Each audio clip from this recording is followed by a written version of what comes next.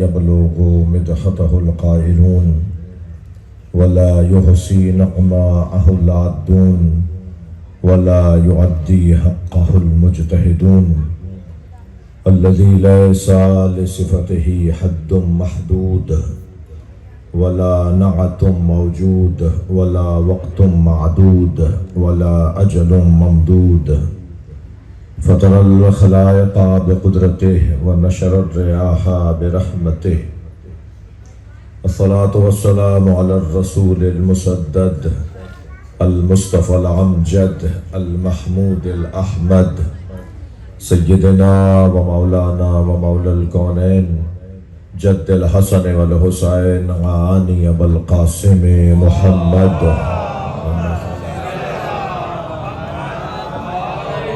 وآله الطيبين الطاهرين المعصومين الذين قال الله إنما يريد الله ليذهب عنكم الرجس أهل البيت ويطهركم تطهيرا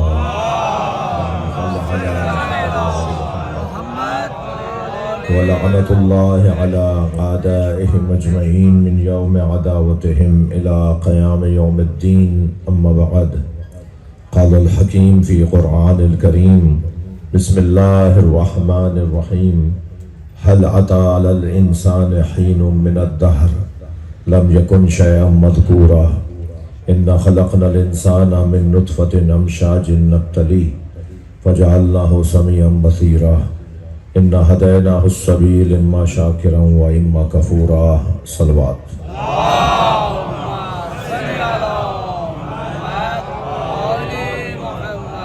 آپ سب کے مرحومین کے لیے اس امام بارگاہ اس علم سے جڑے ہوئے خانزادہ برادران کے مرحومین کے لیے جنہوں نے آج مجلس کا خانزادہ برادری نے اہتمام کیا ہے ان کے تمام مرحومین کی مغفرت کے لیے اور 9 محرم کو جناب مختار احمد خانزادہ کا انتقال ہوا 10 محرم کو دفنائے گئے ان کی مغفرت کے لیے آپ سب کی دعاؤں کی قبولیت کے لیے اس شہر کے تمام مرحومین کی مغفرت کے لیے رحم اللہ من قرأ الفاتحہ بسم اللہ الرحمن الرحیم الحمد للہ رب العالمین الرحمن الرحیم مالک یوم الدین ایاک نعبد و ایاک نستعین اهدنا الصراط المستقیم صراط الذین انعمت علیہم غیر المغضوب علیہم ولا الضالین بسم اللہ الرحمن الرحیم قل هو الله احد الله الصمد لم يلد ولم يولد ولم يكن له كفوا احد بسم الله الرحمن الرحيم قل هو الله احد الله الصمد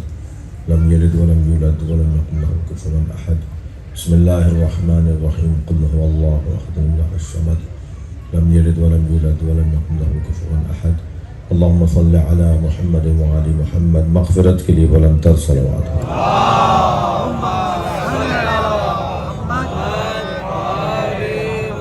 اس سے بلند صلوات ہوتی ہے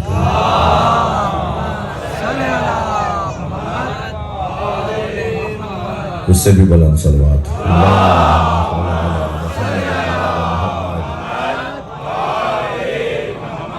اس سے بھی بلند ممکن ہے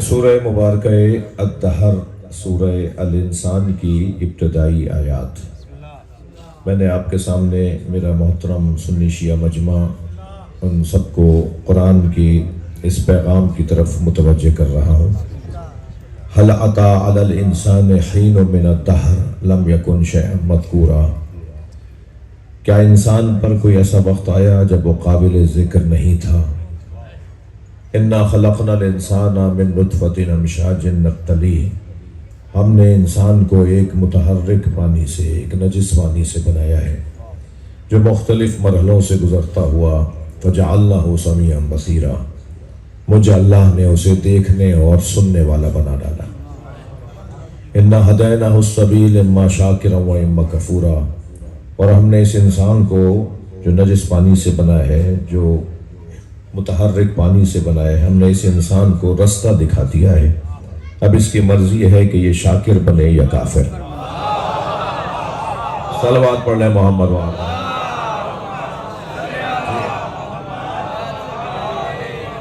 یہ قرآن مجید کی سورہ دہر کی ابتدائی 2 آیتیں میں نے آپ کے سامنے پڑھی ہیں، جو آج مضمون ظاہر ہے کوشش ہوگی کہ 35-40 منٹ میں اپنی بات مکمل کروں۔ یہ اس مجلس میں اس آیت کا انتخاب اور اس آیت میں اللہ کا کیا کلام ہماری رہنمائی کر رہا ہے، کیا اللہ رہنمائی فرما رہا ہے۔ پہلی بات تو اللہ نے انسان سے اپنی محبت کا اظہار کیا ہے۔ اس کے نزدیک مخلوقات تو بہت ہیں، بلکہ سب اسی کی بنائی ہوئی مخلوق ہیں، ہر ایک کو اسی نے بنایا ہے، مگر اتنا کچھ بنایا۔ پتھروں میں جائیں تو ان گنت پتھروں کی قسمیں ہیں، ابھی تو پتھروں کی قسموں کا لوگوں کو نہیں معلوم، جسے پہچان لیتے ہیں اسے اپنے ہاتھ کی زینت بنا لیتے ہیں۔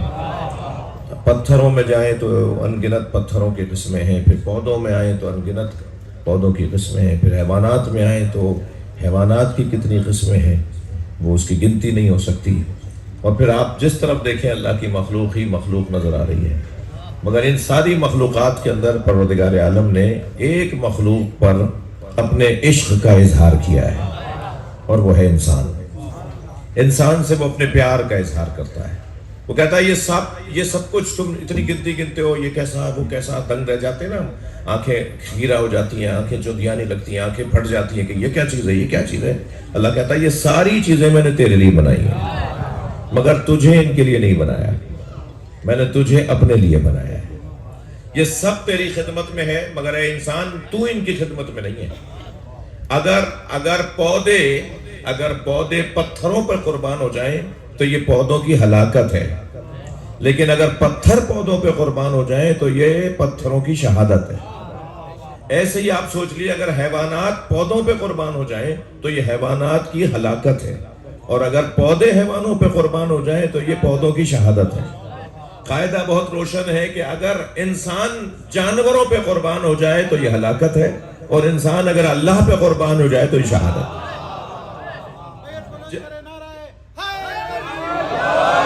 اپنے سے افضل پر قربانی شہادت ہے، اور اپنے سے پستر پر قربان ہونا ہلاکت۔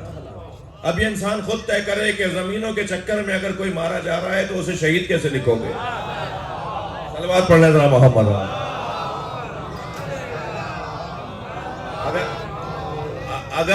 اگر وہ اپنے سے کمتر کے اوپر قربان ہو رہا ہے، جان دے دی اس چیز کے اوپر، تو یہ انسان ہلاک ہوا ہے، شہید نہیں ہوا۔ اب جب انسان اپنے سے بالا تر پہ قربان ہو رہا ہے تو وہ شہادت ہے۔ یہ سب کچھ اللہ نے انسان کی خدمت میں رکھا ہے۔ خلقت الخلق لأجلک، اے انسان میں نے ساری مخلوق تیرے لیے بنائی ہے۔ وخلقتک لأجلی، مگر تجھے اپنے لیے بنایا ہے۔ بس جب یہ انسان اللہ پر اپنے آپ کو قربان کرے، اللہ کے حکم پر قربان کرے، اللہ کے دین پر قربان کرے، اللہ کی مرضی پر قربان کر دے، تو پھر یہ شہید کہلاتا ہے۔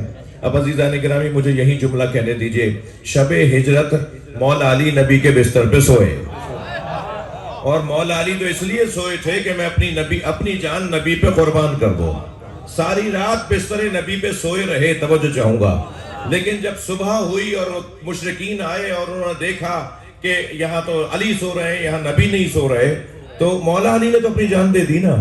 تو اب اگر حضرت اسماعیل ذبح نہ ہونے کے باوجود بھی ذبیح اللہ کہلائے، تو مولا کائنات نبی کے بستر پہ سونے کی وجہ سے شہید اعظم کیسے نہ کہلائے؟ قربان ہو گئے تھے نا، جیسے حضرت اسماعیل کو حضرت ابراہیم نے چھری چلا دی، وہ تو قربان اللہ نے لیا نا۔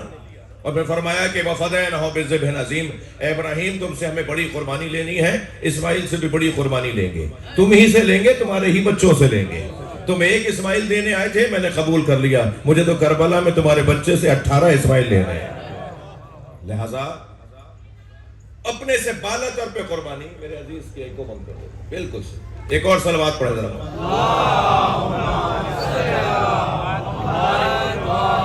اپنے سے بالا تر پہ قربان ہو جانا، یہ ہے انسان کا کمال، اور یہ ہے انسان کی شہادت۔ انسان سے بڑا کوئی نہیں ہے عزیزان گرامی کائنات میں۔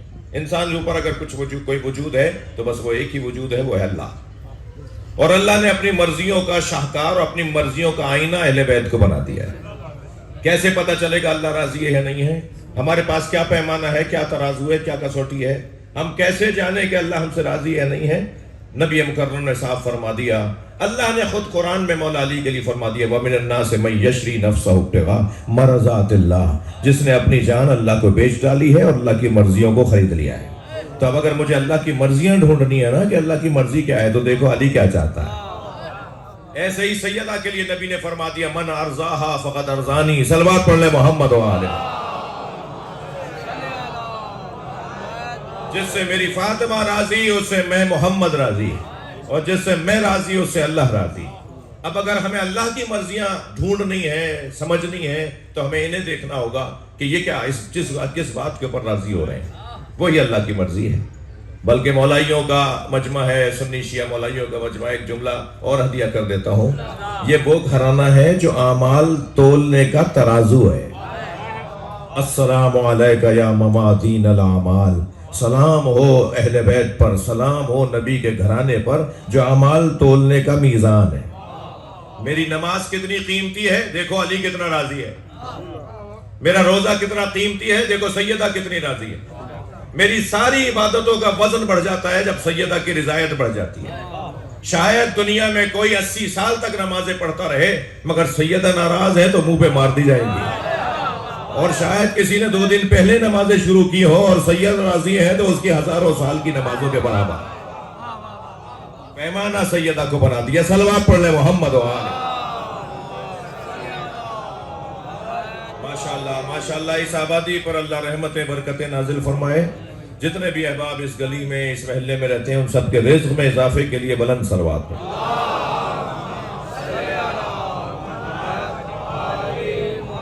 بات تھوڑی سے آگے بڑھیں۔ ان دونوں آیات کے اندر پروردگار عالم نے 2 طرح کے انسانوں کا ذکر کیا ہے۔ ایک وہ انسان جو ہمیشہ سے قابل ذکر تھا۔ اچھا 2 طرح کیسے کہہ رہا ہوں میں کہاں سے کہہ رہا ہوں یہ 2 طرح کے انسان لفظ انسان تو ادھر بھی پہلی آیت میں بھی آیا ہے، یہ امپورٹ ہوا ہے نعرہ۔ صلوات پڑھ رہا ہوں۔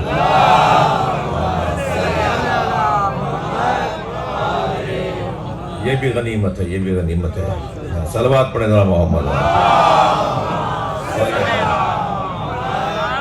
میں بار بار صلوات پتہ ہی کیوں پڑھواتا ہوں؟ ہر جملے کے بعد میں آپ کا انتظار نہیں کرتا کہ آپ نعرہ صلوات کا لگائیں، میں خود صلوات پڑھواتا ہوں، اس لیے کہ جتنی دیر تک ہم بار بار یہاں بیٹھ کے صلوات پڑھتے رہیں گے اتنا ہی فرشتوں کی توجہ بڑھتی رہے گی۔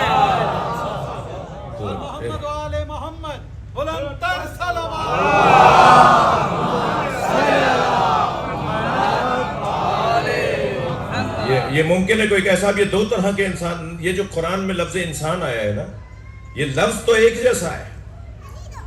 جیسا ہے، مگر 2 دفعہ اللہ نے لفظ انسان استعمال کر کے دونوں کی صفتوں کو، نشانیوں کو بتا کر ہماری رہنمائی کی ہے، ہمیں جھنجھوڑا ہے۔ ذرا غور سے پڑھو، غور سے سنو میں کیا کہہ رہا ہوں۔ اللہ کہہ رہا ہے یہ دونوں ایک جیسے انسان نہیں ہیں۔ ایک وہ انسان جو ہمیشہ سے قابل ذکر تھا، کوئی وقت ہی نہیں آیا ایسا جب وہ قابل ذکر نہ ہو۔ آسمان نہیں تھا مگر وہ تھا، زمین نہیں تھا مگر وہ تھا، کچھ بھی نہیں تھا مگر وہ انسان تھا۔ جب چاند سورج نہیں تھے تو وقت بھی تو نہیں تھا۔ سورج کی گردش سے وقت بنتا ہے نا، سورج گھومتا ہے تو وقت بنتا ہے۔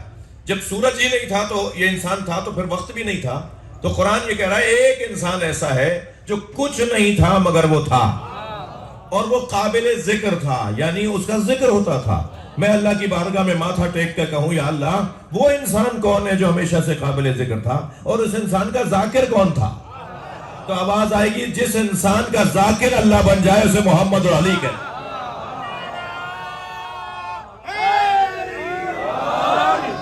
یہ گھرانہ، یہ انسان جو انسان اول، مخلوق اول، عقل اول، قلم پروردگار، وہ محمد مصطفیٰ کی ذات، وہ سرکار 2 جہاں کی ذات، حبیب خدا ختم الانبیاء بلند تر صلوات۔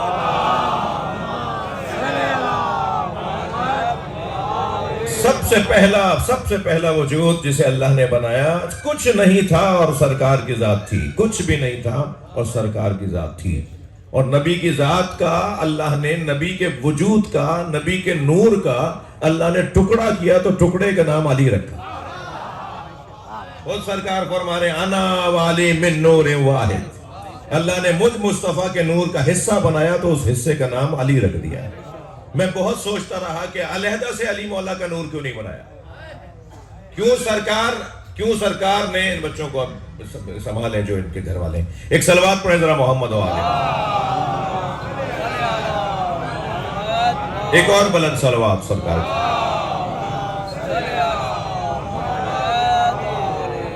کیوں سوال دہراؤں؟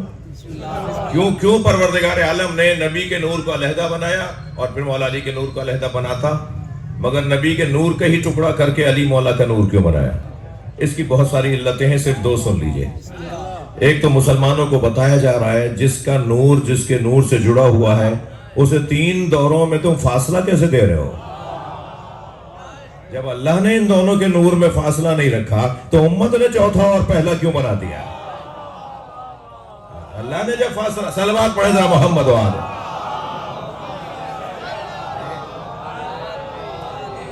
جب اللہ نے ان کے نور کے ساتھ جوڑا ہوا ہے فوراً ان کے نور کو بنایا، ان کا نور بنانے کے بعد۔ اور دوسرا پیغام شاید اس لیے ہے کہ ایک طبقہ دنیا میں آئے گا جو علی مولا کے کمالات کو دیکھ کر گمراہی کا شکار ہوگا، علی مولا کے کمالات کو دیکھ کر الوہیت کی نسبت علی کو دے گا۔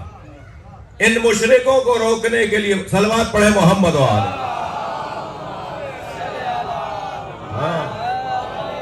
علی مولا کو الہ کہنے والے مشرکوں کو روکنے کے لیے پروردگار عالم نے نبی کے نور کا ٹکڑا علی کا نور بنایا، تاکہ بتا دیں جو جز ہوتا ہے وہ جز کا محتاج ہوتا ہے، اور جو محتاج ہوتا ہے وہ سمد نہیں ہوتا، اور جو سمد نہیں ہوتا وہ اللہ نہیں ہوتا۔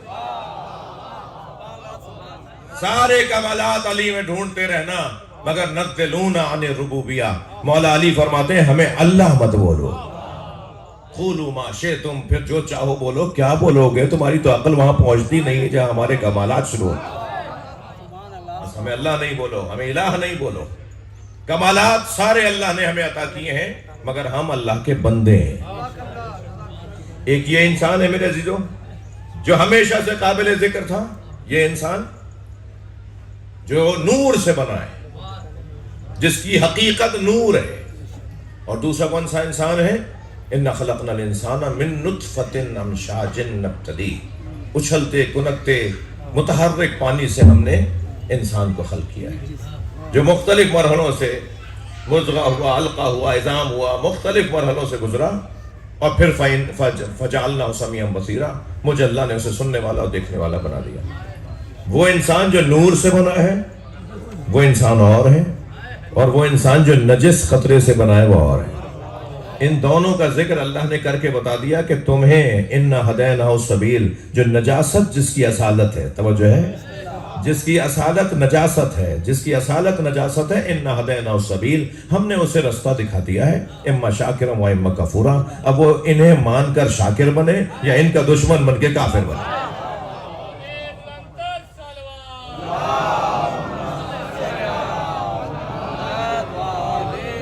اور بلند صلوات۔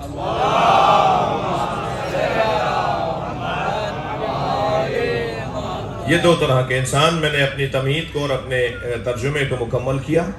عزیزوں، میری اور آپ کی ضرورت ہے کہ ہم اس گھرانے سے جڑے رہیں، اور جو جتنا زیادہ اس گھرانے سے اپنا تعلق گہرا کرے گا اتنا ہی اس کا فائدہ ہے۔ اس گھرانے کا کوئی فائدہ نہیں ہے ہمارے ان سے جڑنے میں، یعنی ہم ان کے محتاج ہیں، وہ ہمارے محتاج نہیں ہیں۔ ہماری وہ ضرورت ہے، ہم ان کی ضرورت نہیں ہے۔ انہیں ساری دنیا مانے تب بھی مولا علی کی ولایت میں اضافہ نہیں ہوگا، انہیں ساری دنیا انکاری ہو جائے تب بھی علی کی ولایت ختم نہیں ہوگی۔ علی مولا کو ماننے نہ ماننے کی بنیاد پر مولا نہیں بنایا ہے، علی مولا ہے۔ کسی کے ماننے سے مولا نہیں بنے، کسی کے نہ ماننے سے ان کی مولائیت میں، ان کی ولایت میں کوئی کمی نہیں آئے گی۔ یہ میری ضرورت ہے، یہ میری محتاجی ہے کہ میں اس دروازے سے اپنے آپ کو جوڑے رکھوں۔ بھائی پانی ہماری ضرورت ہے نا، ہم تو پانی کی ضرورت نہیں ہے، ایسا ہی ہے نہیں؟ ہم پانی کی ضرورت ہے یا ہماری ضرورت پانی ہے؟ ہماری ضرورت ہے پانی۔ پانی تو دنیا میں اتنا موجود ہے، ہم ہوں یا نہ ہو وہ ہے، لیکن وہ نہیں ہوگا تو ہم نہیں ہوں گے۔ اگر پانی نہ ہو، اس فضا میں بھی پانی نہ ہو تو ہم وجود ہی نہیں رکھ سکتے، ہمارا وجود ٹھہرے گا ہی نہیں، باقی نہیں رہے گا۔ ہمارا آغاز بھی پانی پر ہے اور ہمارا وجود بھی پانی پر ہے. اس وقت اگر اس فضا کے اندر رطوبت نہ ہو تو میں اور آپ سانس نہیں لے پائیں گے, دم گھٹنے لگے گا. یہ رطوبت کی وجہ سے ہم سانس لے رہے ہیں. اور جہاں گھٹن ہو رہی ہوتی ہے, جہاں رطوبت نہیں ہوتی ہے ہوا کے اندر, وہاں انسان بیماریوں کا شکار ہو جاتا ہے, اموات واقع ہونے لگ جاتی ہیں. میرے اور آپ کی باڈی میں کم سے کم 8 گلاس 24 گھنٹے میں پانی جانے چاہیے, زیادہ سے زیادہ 12 گلاس. جدید طب بھی یہی کہتی ہے, میڈیکل بھی یہی کہتی ہے, اور احادیث بھی یہی کہتی ہیں, اور روایات اور فرامین اہل بیت بھی یہی بتاتے ہیں کہ ہمارے بدن کے اندر 8 سے 12 گلاس ڈیلی 24 گھنٹے میں پانی جانا چاہیے. میں تو ایک جگہ کہہ چکا ہوں کسی جگہ پر کہ روزانہ 12 گلاس 12 اماموں کے ناموں پہ پی لو. میں ممبر پہ بیٹھ کے ضمانت دے سکتا ہوں کوئی بیماری ہی نہیں آئی.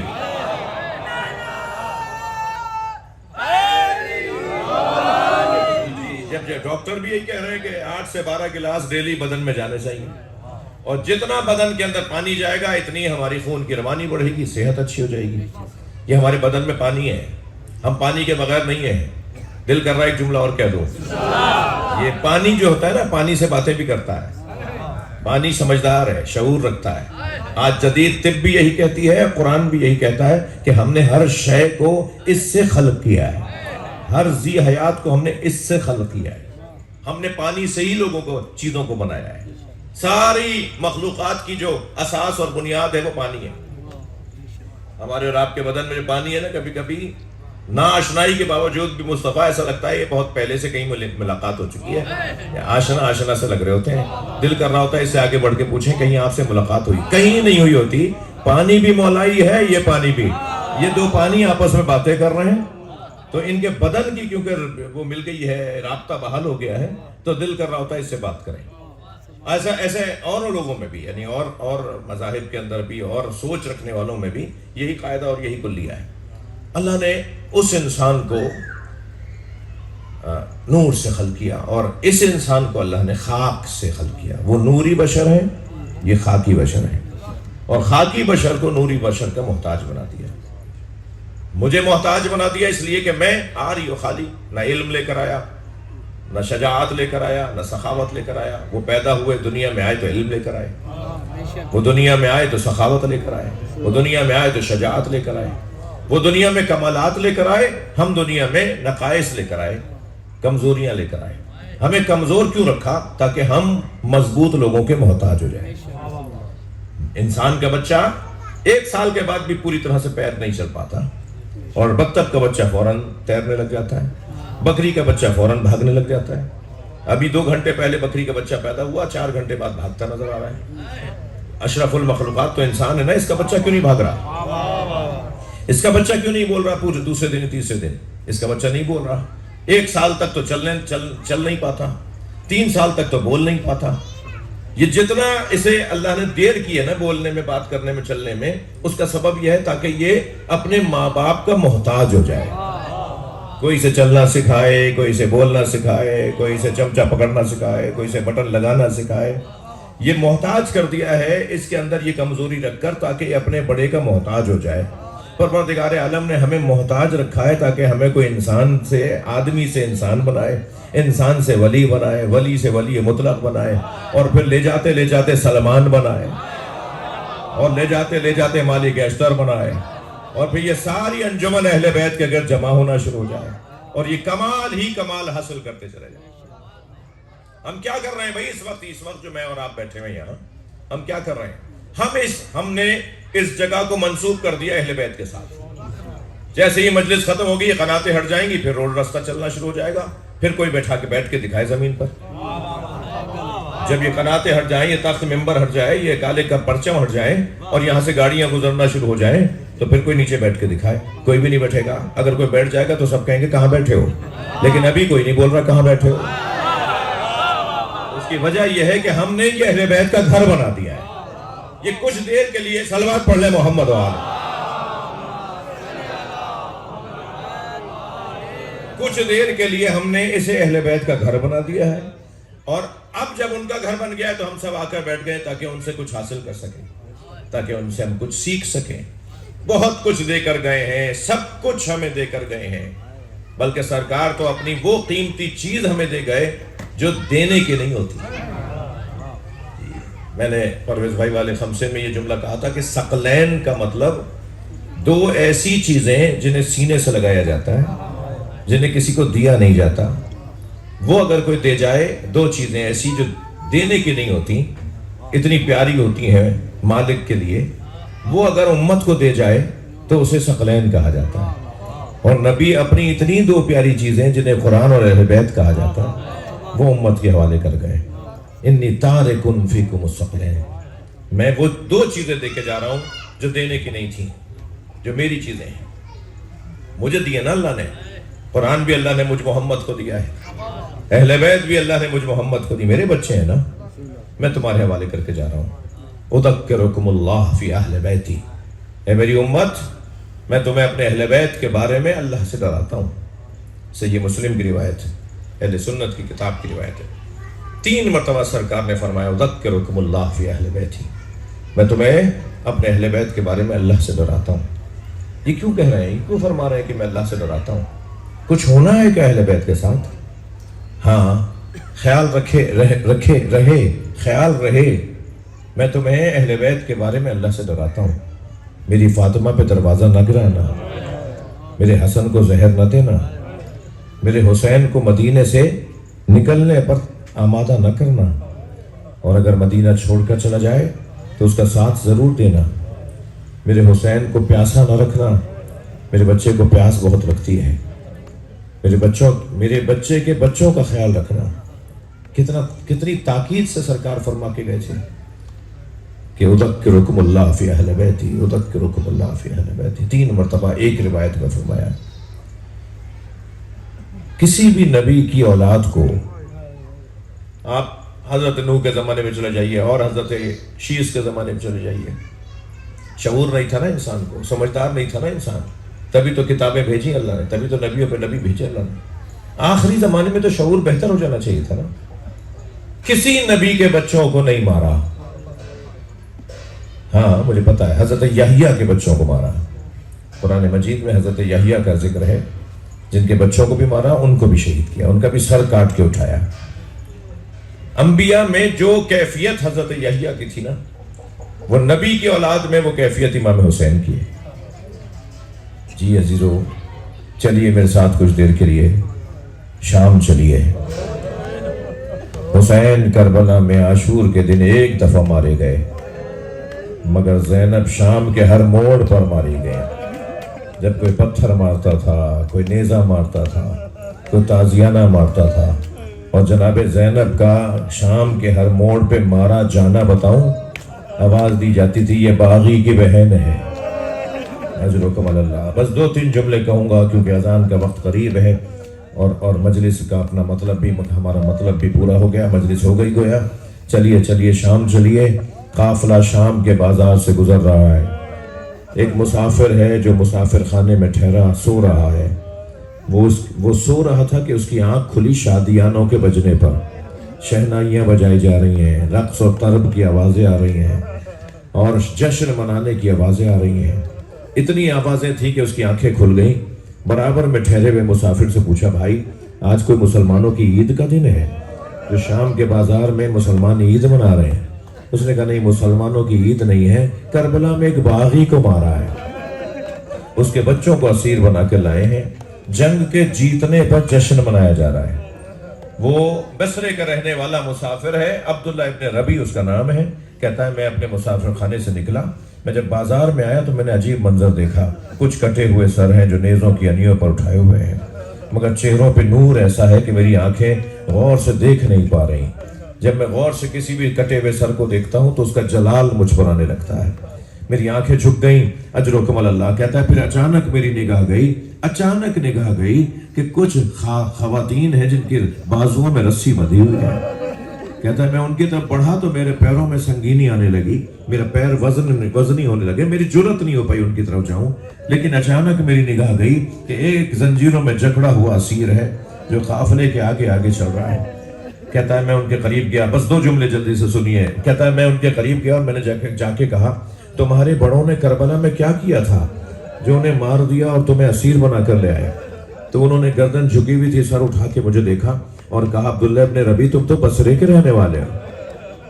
کہتا ہے میرے ہاتھ پیر کانپنے لگے، میرا نام کیسے جانتے ہیں، یہ کون ہے جو میرا خاندان بھی جانتے ہیں؟ میں نے کہا میں تو عبداللہ ابن ربی ہوں، مگر آپ کون ہیں؟ کہ میں علی زین العابدین ہوں۔ ایک مرتبہ کانپ کے رہ گیا، مولا حسین کہاں ہے؟ کہ وہ جو نیزے کے نی پہ سر ہے وہ بابا حسین کا ہے، اور وہ چچا عباس کا ہے، اور وہ بھیا علی اکبر کا ہے، اور ان بیبیوں کے بارے میں مت پوچھنا، یہ نبی زادیاں ہیں، علی اور بطول کی بیٹیاں ہیں۔ اجرکم اللہ، اجرکم اللہ۔ ہو گئی مجلس عزتدارو، اس روایت کو پورا سن لیجئے۔ عبداللہ ابن ربی کہتا ہے میں نے امام کے قدموں کا ہاتھ لگایا، بوسہ دیا، مولا مجھے حکم کریں میں کیا کام آ سکتا ہوں؟ حضرت نے فرمایا جاؤ کچھ چادریں خرید کر لے آؤ۔